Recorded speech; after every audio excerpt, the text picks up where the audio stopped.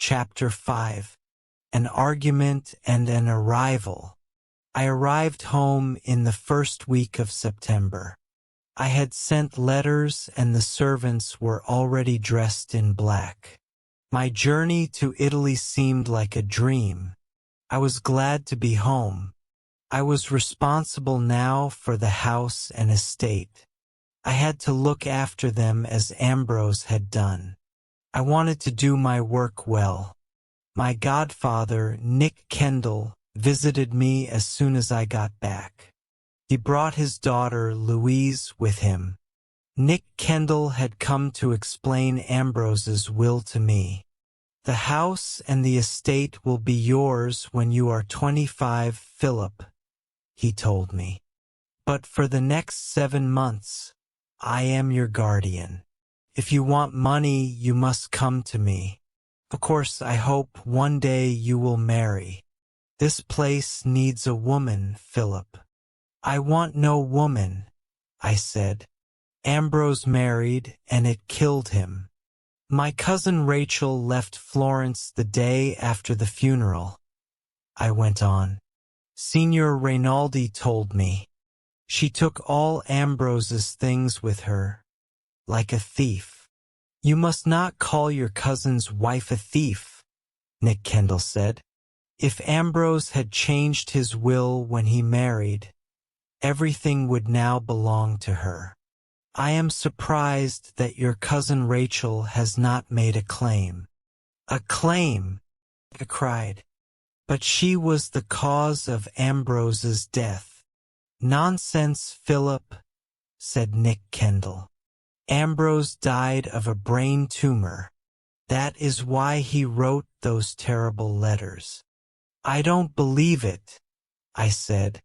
"You don't want to believe it," my godfather replied angrily. "Keep those ideas to yourself, Philip. If you don't, there will be trouble." I said nothing. I did not see the Kendalls again for nearly 2 weeks. Then Nick Kendall asked me to go and see him. I found him in his study, a letter in his hand. "Well," he said slowly, "I have news for you, Philip.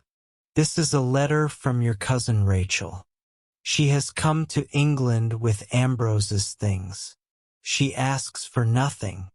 She only wants to see the house that Ambrose lived in. She is in a strange country, without a friend. You ought to see her, Philip." I smiled. "Of course I'll see my cousin Rachel," I said in a hard, cold voice. "I want to see her very much. Tell her that when you write to her. Tell her that Philip Ashley invites his cousin Rachel to his home." Nick Kendall understood my feelings. "You have become very hard, Philip," he said. "I hope you will not say anything stupid when Mrs. Ashley is here. She was your cousin's wife. You must remember that." I went out into the garden and saw Louise walking there. When I told her about my cousin Rachel's visit, she was very surprised. "No woman has stayed in that house for 20 years, Louise said. "Think how dusty and untidy it is." "It was good enough for Ambrose," I said. "She won't think about the house when I begin to question her. She'll cry, and I'll be pleased." But when I got home, I changed my mind. I wanted to show my cousin Rachel that I was a gentleman. I wanted her to know that I was a man who looked after his property. I spoke to the head servant, Seacombe. He agreed that the whole house must be cleaned before Mrs. Ashley arrived. "We must make Mrs. Ashley welcome," Seacombe said. "Shall I prepare Mr. Ambrose's room for her?" "Certainly not," I said. "I am moving into Mr. Ashley's room. Get the blue room ready for Mrs. Ashley." On the day my cousin Rachel arrived, the house looked completely different. Everything was clean and tidy. Seacombe had got out all the silver 31 and cleaned it. Tamlin, the head gardener, had filled every room with flowers. I looked around the house and then walked up slowly to the blue room. The dogs followed me. The rooms for my cousin Rachel were clean. The windows were wide open. There was a portrait 32 of Ambrose on one wall. It had been painted when he was a young man. He had looked very much like me. I smiled at the portrait and felt a little happier. My cousin Rachel was going to arrive sometime in the afternoon. I decided that I did not want to be in the house when she arrived. Although the day was cold and windy, I went out alone after lunch.